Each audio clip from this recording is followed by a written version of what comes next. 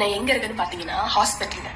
எதனாலனா 2 குழந்தைங்களை ஹேண்டில் பண்ண முடியாம கிட்டத்தட்ட ஒரே மாதிரி விஷயங்களை நான் 4 வருஷமா பேக் டு பேக் பார்த்ததுனால அவுட் பஸ்ட் ஆகி வீட்டில் இருக்கிறவங்கள அடிச்சுட்டு அண்ட் வீட்டில் இருக்கிறவங்க குழந்தைங்களே எதுவும் பண்ணலை. ஓகேங்களா?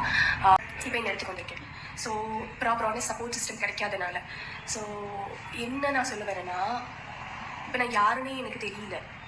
எனக்கு மண்டு குழம்பி போச்சு. என்னென்னமோ யோசிக்க தோணுது, என்னென்னமோ. ஸோ நீங்கள் எதை வேணால் ஹேண்டில் பண்ணிடலாம். 2 குழந்தைங்களை, சின்ன குழந்தைங்களை ஹேண்டில் பண்ணுறது தான் கஷ்டம். என்னால் முடியல. கம்ப்ளீட்டாக 4 வருஷமா இதே அழுக சத்தம், இதே விஷயங்கள் தான் என் மண்டையில் ஓடிக்கிட்டு இருக்கு. சொல்கிறப்போ யாருமே அதுக்கான கன்சர்னையும் ஆக்ஷனையும் எடுக்கல. அப்படி அந்த மூமெண்ட்ல எடுத்திருந்தாங்கன்னா நான் இன்னைக்கு இந்த பெட்ல வந்து உட்காந்துக்க மாட்டேன். இந்த வீடியோ பார்த்தீங்களா? இந்த பொண்ணு பேசுறது சில பேரால் ரிலேட் பண்ணிக்க முடியாமல் கூட இருக்கலாம். பொதுவாக ஜென்ஸுக்கு குழந்தை வளர்க்குறதெல்லாம் பெரிய விஷயமா அப்படின்னு நீங்கள் கேட்கலாம்.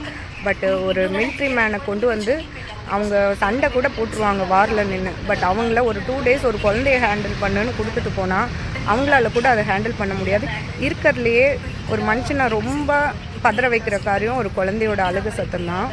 அதை ஸ்டாப் பண்ணணுன்னு நம்ம செய்கிற வேலைகள் வந்து எதுவுமே சில சமயம் ஒர்க் அவுட் ஆகாது. அது எதனால் அழுகுது, ஏன் அப்படி பண்ணுது அப்படிங்கிறது அது குழந்தையோட தப்பு கிடையாது. அது தேவைங்கிற கேட்குறதுக்காக தான் அழுகுது. பட் அதை ஹேண்டில் பண்ணுறது ஒரு அம்மாவாக அது சிரமமாக தான் இருக்கும். அதுவும் எந்த ஒரு சப்போர்ட்டும் இல்லாமல் ஒரு 2 குழந்தைங்கள இவங்க வளர்த்துட்ருக்காங்க. அதுதான் அவங்கள ஒரு ஸ்ட்ரெஸ் லெவலில் ரொம்ப உச்சத்தில் கொண்டு போய் வச்சுருக்கு. அப்படி யாருமே ஹெல்ப் இல்லைன்னா கூட இருக்க ஹஸ்பண்டாவது கொஞ்சம் அந்த ஒர்க்கை ஷேர் பண்ணிவிட்டு கொஞ்சம் அவங்களுக்கு சப்போர்ட் கொடுத்துருந்தா கூட அவங்க இந்த மாதிரி ஒரு நிலைமைக்கு போயிருக்க மாட்டாங்க. ஸோ இந்த மாதிரி சின்ன குழந்தைங்கள வளர்க்குறவங்க வீட்டில் இருந்தாங்கன்னா அவங்களுக்கு உங்கள் கேரிங்கை கொடுங்க.